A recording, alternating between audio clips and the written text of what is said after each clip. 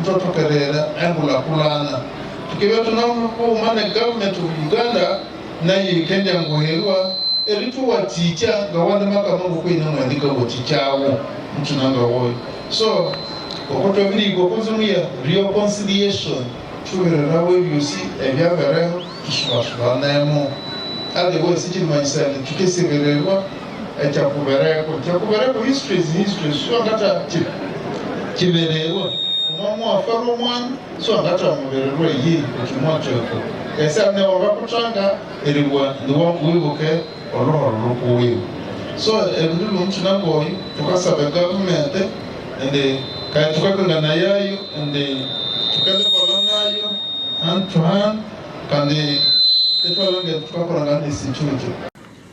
My humble request, Tata Omusinga, join us. We have a problem, but we are now almost finalizing it of these ADFs.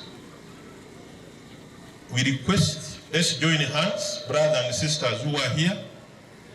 These people, the collaborators, you may be one of them, but tomorrow you will be a victim. You and I, we shall cry. These people have no friendship.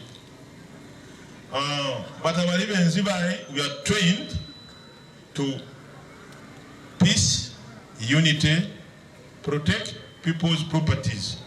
But these one, the ADFs are also trained, but trained to destroy. So they should differentiate the two. I did introduce one person, seeing Oerinde abakolikoli baneyo Omusinga wa Rwenzururu. Obaerinde baneyo tunabasi. And we are ready to support you to flush them out.